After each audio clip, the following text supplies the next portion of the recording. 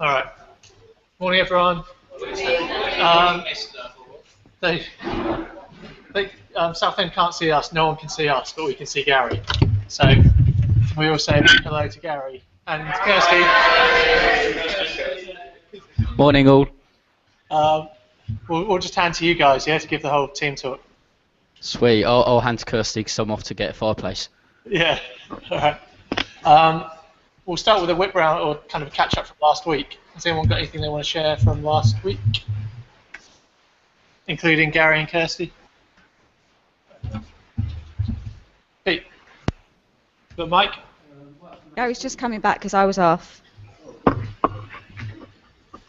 You got Pete first, Kirsty. What happened last week? Kirsty was on holiday. Really started making progress with kind of like planning Freshers Week with my front runner, and got the media pack out to a few companies as well. So that's pretty much it. We're hopefully putting on Cine 10 this week. Stuck for film, but if we've got Les Miserables, or however you say it, in Colchester, that would be great if we can get it down here. Okay, so has anyone got a copy of Les Miserables? Sorry? Bye. Reeves has got it, Gary. He's on it. And World War Z he asked for as well, didn't he? And what, sir? Did he ask for World War Z? Did you ask for World War Z as well, Gary? Yeah, he did. Well, it's good. We think we've got both. We think we've got both, apparently. Brilliant. It's now like an interactive DVD exchange if anyone wants to talk. Right. Pete Brizzio. I wasn't here last week, so I couldn't report back on going to the festival at the weekend. But basically, it was really good. Took my front runner, and also at the festival actually were two of my sort of up and coming student DJs, and they had some Essex friends with them as well. So I pretty much had a nice little focus panel actually for acts. So it was great. There was about 10 of us, and every time as a student here, it was just great. It was like, what do you think of this? What was good last year? And actually just immersed myself with some students just to talk about Ents for practically a whole weekend. So really good. Good. Well done. All right. Good stuff. Anything else from last week? No? Okay, we've got quite a lot on the agenda, so that's not a bad thing. Freddie, do you want to come and Freddie's going to do question of the week and tweet of the week at last minute. Round of applause. We've got to make the audio count, yeah? So last week we asked, have you been made to feel at home here at Essex? Overall, in the store, we had 333 responses. 128 people said yes, 24 said no, and 181 people said not applicable. So I don't know who those people were, but they didn't feel like they were actually at Essex in any way. In reception, we had 20 people say yes. And that was it. So 41% of the people said they do feel at home at Essex, but only 6.8% said they didn't. Yeah, that is good, but we need to make sure people feel like they're part of it, even if they're just visiting. And next week's question is, how do you get to campus? And the options are going to be car, walk or cycle, or public transport. That's the question of the week. And the tweet of the week, which is new for me, so this might be rubbish. It's from SU Comms. I don't know much about that, because I've just been asked to do this. So Jo Waters, I don't know where she's from, but she was at SU Comms. She said, so excited to hear about what Essex SU have been doing. If it is possible to have a professional crush on a union, I have one. Hashtag SU Comms.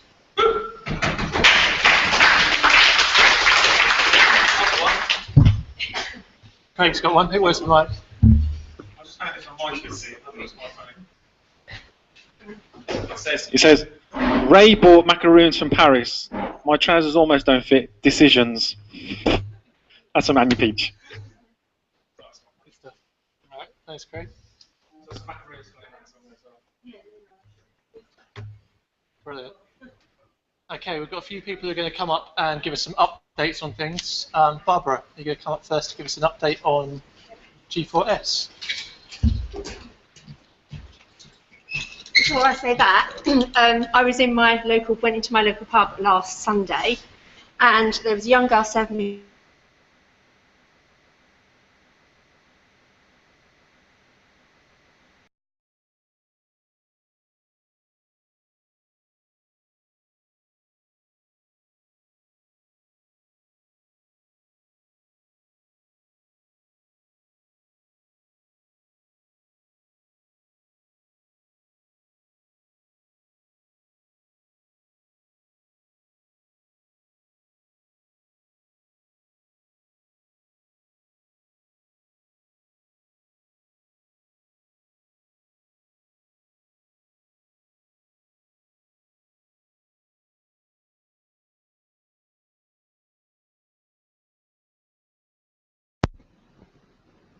Hello, not sure if you can hear me. We've lost picture and sound now.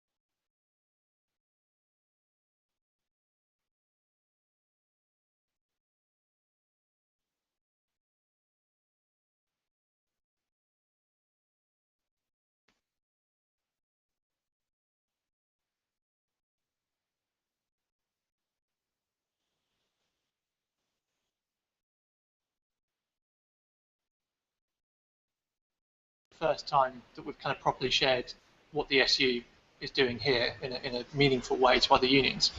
The feedback was really good, and part of it was around what Barbara's talking about, which is us standing for something. There's a lot of unions, from a comms point of view, were struggling with maintaining this kind of really fluffy persona that SUs have drifted into, where it's like, we're here for everyone, but they don't stand for anything. Okay, it's just kind of, we're here, you know, just this kind of weird, inoffensive presence that just sits. No one really takes any notice of, and they wonder why. And actually, it's stuff like that, when we stand for things that we think, or that our students think are important, then actually we become a greater union. And there's really good evidence from last week that already we're standing out as somebody who is doing something different and standing up for something. Okay, thank you, Barbara. Craig, with a bit of a mega update on about a million things. Yeah, a lot of things to talk about. So the first thing is, I'm sure some of you have probably heard, because I know the rumour mill in the Students' Union is rife, and things get out very quickly. But the trustee board, for the first time ever, which is, I have to say, is one of the most positive discussions we've had at a trustee board meeting, although you may see it as a negative because of the impact that it has on the organisation. But actually, the conversation went on for 2 hours. So it was a really positive discussion about the way that the union manages its finances, and the way that it sets its budgets, and the way that it decides on its financial future. Which is the first time that really since I started, that the union has had that sort of discussion around its financial position. The trustee board in the past have always just gone, yeah, we're just happy, yeah, we're just happy, yeah, we're just happy. And so for a first time ever, we've had a really positive discussion about the future of the Students' Union. What that did lead to, though, was the trustee board giving us a very clear steer on where they think the union should end up financially this year. So the current budget that we set for this financial year is to end the year with a £12 surplus. Okay, a break even effectively, which is what we've done really for the last few years. That's been our position, is that we set that budget. The trustee board have said, no, we're not happy with that. You need to start building on the financial plan that Barbara set a couple of years ago, and we now need to start working on that and making sure that we achieve that. So the board has set us a target of achieving 2% savings across our overhead services over this year. So that equates to £40,000 worth of savings that we need to make starting from today, effectively, or from Friday, up until the end of this financial year. Okay. So what the directors and the deputy directors did a great job for the deputy directors on one of their first sort of away days with us, was to sit down and go through the budgets line by line, which is what we did. So we went through the budgets line by line and started looking at where we believe we can make some savings within the organisation, and start to do that. And we did that reasonably easy. The problem was, when we went through the budget, we then found areas where we needed to put some money back into the organisation to account for some stuff that perhaps hadn't been picked up as part of the process. And that's actually given us a really positive learning curve around the line-by-line nature of our budget, and making sure that we sit down with you guys and go through every line and make sure we justify what every line is. Because there were some areas around agency costs that we'd missed out, which basically we had to put back in because we know we use agency on a regular basis, so we put that back in. But at the end of it, we came to a position where we as directors and deputy directors, managed to find £37,000 worth of savings. Okay, and the board wants to hit 40,000, so clearly there's a little bit further to go on that. What we're going to do now is actually sit down with you guys. And go through that on a line-by-line basis, and just chat to you as accountants, as budget holders, to do that. And actually what I want you to do, before you meet with your manager, actually go away and have a look at your budget, have a look at your lines and think, all right, and maybe I over-egged that a little bit when I was asking for that, and actually I can live with £500, £1,000 less in that line. Yeah, and to look to see if you can find savings within the budget that will help us to achieve that £40,000 overall. It is a really positive, it sounds negative maybe, but it is actually a really positive step forward. I mean, the other thing to say about the trustee board is they were very specific about the fact that any savings could not be met from staff costs, i.e. it couldn't be met from making anyone redundant or not appointing posts that had been agreed, although they did agree that posts could be delayed in being appointed where it made sense. So quite a big percentage of the savings we actually made was, and I'll go through all the new posts that we're appointing as a result of the restructure, were people not starting for 6 weeks. So we're already starting to make savings on posts that are budgeted to start on the 1st of August, but won't start until mid-September. Yeah, so there's quite a big chunk of savings there. So that was one key thing they said you couldn't affect. It couldn't affect our frontline services. So we couldn't cut money on frontline services. Where we're actually directly face-to-face with students and services we offer to them, it couldn't affect that. So it had to be sort of back office stuff, and it had to be sort of overhead stuff, which was really positive. And the third one was about building in a buffer, really. So £20,000 of that £40,000 is a buffer to say the union always gets itself in a position where it doesn't quite hit its budget. So let's build a buffer in that £40,000. So £20,000 is absolutely got to go to reserves no matter what, and £20,000 is a buffer for unexpected incidents during the year that we hadn't budgeted for, which always happen in any organisation. So those were really positive things that the trustee board was saying. So it sounds a bit, oh God, we've got to find £40,000, but actually it's a positive step forward for the organisation to say that we've actually got a clear guide from the trustee board what they expect from us. It gives us quite a strong political position with the university. That when I go to the university next time, I say, well, the trustee board have given me this steer, and this is what I've got to work to, and I can't do anything else. So that's a really positive one as well. Your line manager, the budget holders will be sitting down with you and going through those and just saying, look, this is where we think we can save the money. What do you think? Okay. But in the whole, as I say, very, very positive, and actually, it was quite a good activity for us to do as directors, because sometimes we become a bit removed from the line-by-line stuff, especially me. I look at the big picture stuff, and it was the first time in a couple of years that I'd actually gone through the line-by-line stuff. So it was really useful to do that breakdown and to see where people are spending their money, because it gives you a much better look at the organisation. So very positive. Then on a really positive note is the stuff around all the staff changes. So there's been some really, really good staff changes, and this is a result of the money the university gave us to make some considerable staff changes within the organisation to help us take that big step forward as a strategic organisation. So as of Friday, all the deputy directors took up their posts, so they're now in post as deputy directors, although they're currently sitting in their current space still until we finish the corridor move. And the corridor move is being paid for by the university. So it's not our money, we're not paying for it. So we can't sort of just say, well, we'll save £17,000 there straight away, because actually that's money that's been paid specifically for the CapEx move, for this move. So, so the university's paying for that.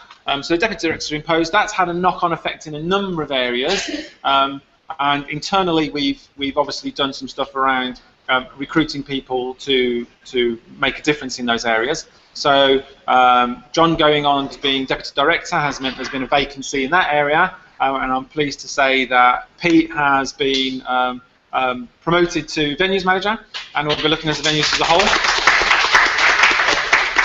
Yeah, he just shakes his head and goes, "Oh my god!" But yeah, so venue manager as a whole, which is brilliant. With Fiona going up and becoming deputy director, it means that we've got a vacancy in the advice centre, and Sean did such a good job at being the manager while Fiona was on maternity leave that it was only sensible that Sean was made the advice centre manager for the advice centre.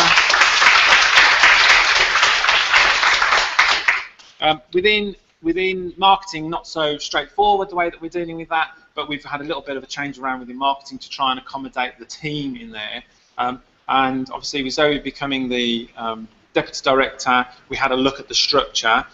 Nick's role around what he's trying to achieve with the digital marketing and the brand was really important, that we gave Nick Ackman time to focus on the brand within the organisation. We've obviously got this brilliant brand now, and we need to make sure that we're using it appropriately.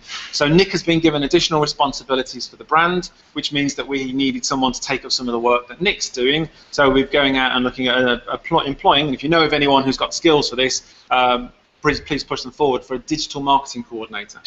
And that post is being advertised now. So as I say, if you know anybody who wants to get into that field or has done a qualification in that field, then definitely point them in our direction.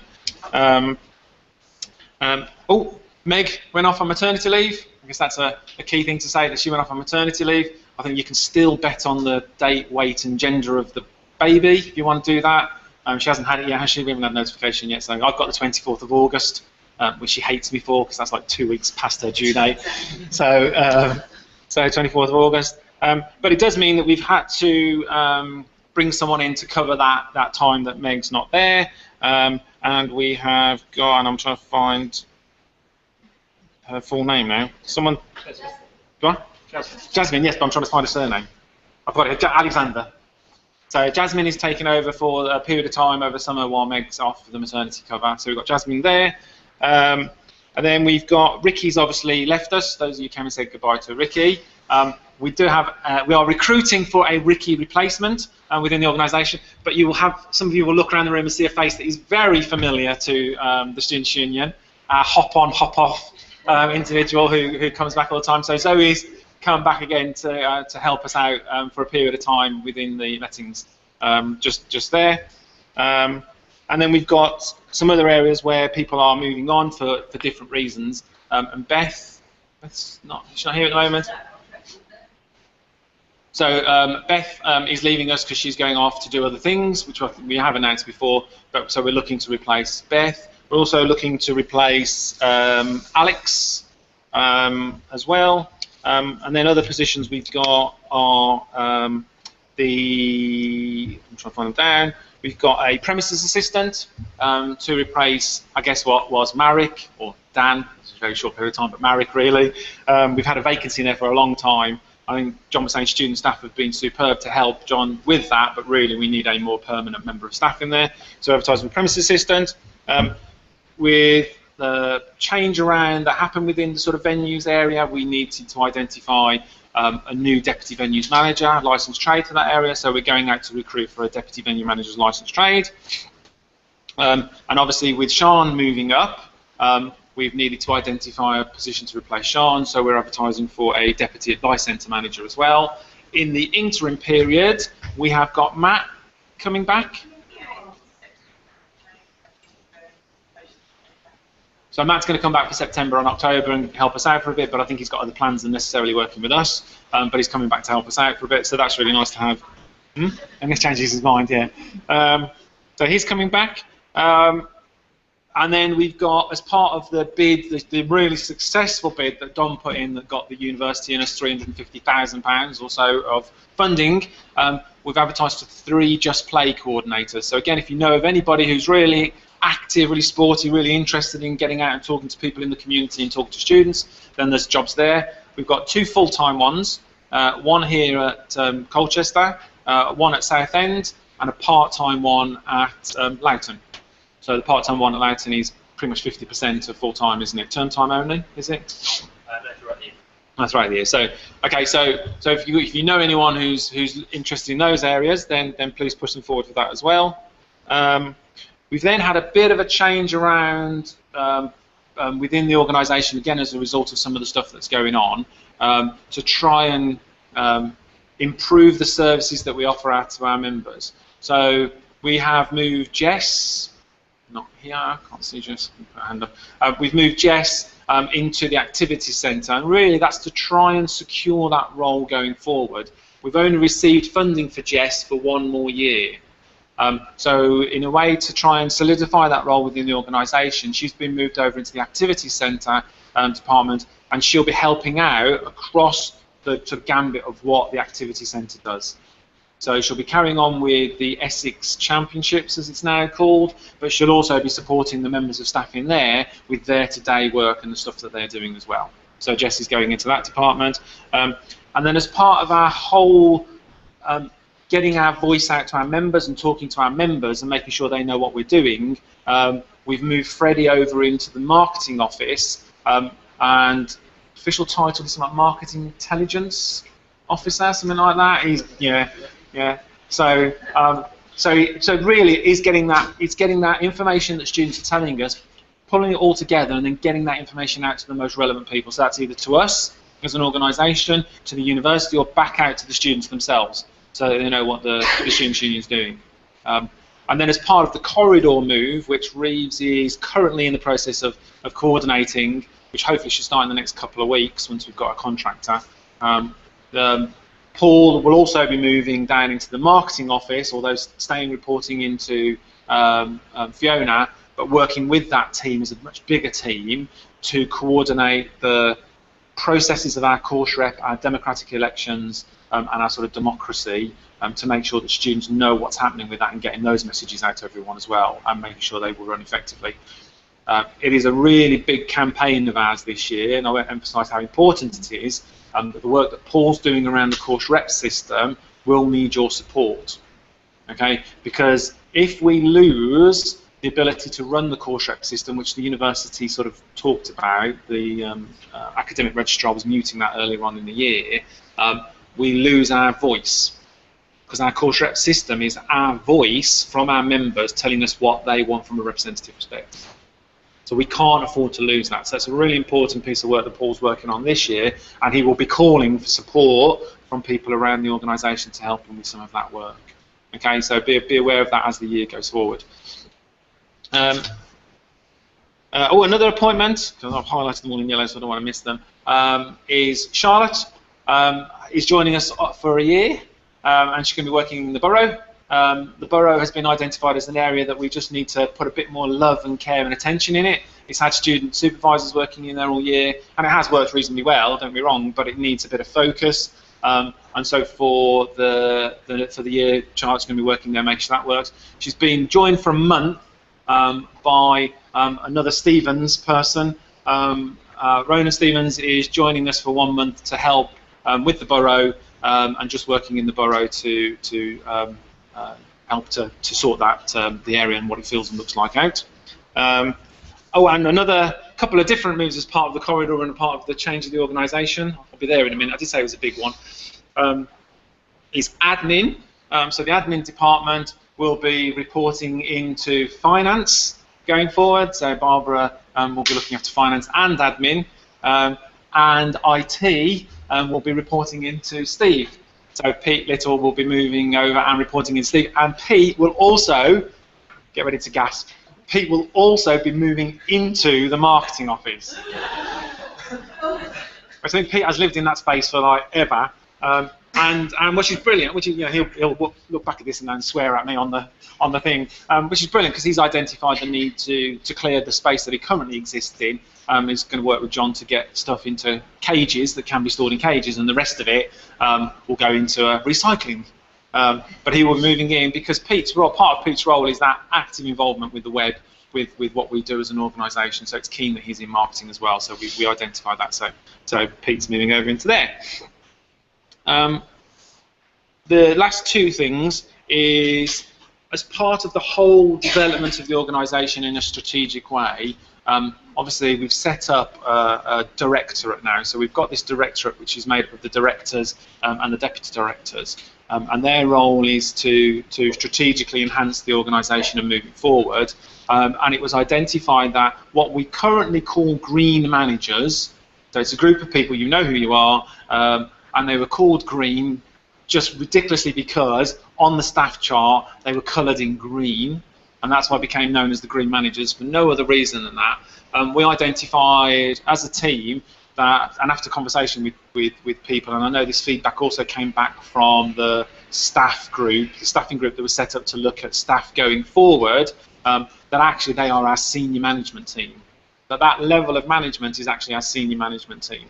And so the emphasis is being placed on those sort of what are now painted blue on the new staff chart, just to get away from the green. We're not calling you the blue managers, you are the senior management team of the organisation, and your role will be to direct the directors to make sure that the work that we're doing is appropriate within the organisation, to keep us in check as well as anything else. So that's a new statement. So you won't hear green managers anymore, it will be senior management team within the organisation. And then the final thing from a staffing perspective, which is a really positive thing. The first time in the 5 years that I've been here that this has happened on the day that it's supposed to happen is that from the 1st of August you all got a 2% pay increase. So there's a positive. Woo! So it's the first time that the unions have ever agreed in advance. It's 1% up on last year, so there you go. The economy is obviously getting better. So it's a 2% pay increase, which will be paid from the 1st of August, as opposed to being paid in December and backdated, which is what's happened for the last 5 years. No, absolutely, yeah, absolutely, yeah. You got your money in the end. So, but yeah. So you'll notice that in the August, where you'll notice it in the August payment. It'll probably blip and disappear again, but it'll be in your August payment, so you'll get that 2% pay increase from that date. And then the only thing for me to plug is that the staff day this September, on the 17th of September, is in Southend. So we're all going to Southend for the day. Yeah, I'm coming to you. Yeah, so we're coming to Southend. And we can go and have a look at the new facilities that we've got down there. Hopefully there'll be more, and they will be finished by that point, won't they? Mark's just over there, yeah, so Mark's just walked in. So we'll be going down to Southend, we can have a look at the facilities there, and then we'll look at something fun that we can do in Southend. What can you do in Southend? I have no idea. But we're going to have a look at something fun you can do in Southend in the middle of September. Hopefully we'll be having a late heat wave and we can all just go and sit on the beach or something, which will be quite nice. So, unless I've forgotten anything, oh, we'll bring you back some chips. Yeah, bring us back some chips. Yeah, stick a rock. I think I've covered everything in my mammoth staffing feedback and financial feedback. Anybody got any questions at this point? Do you want to ask me? If not, ask me afterwards. Just if there's anything you're not sure of, anything you want clarification on, just come and talk to me after this team talk. That'd be great. Thank you very much. Cheers. Yeah. Okay, we've got one last quick thing, which is Nikia and Christina. Did you want to come up and just deal with it?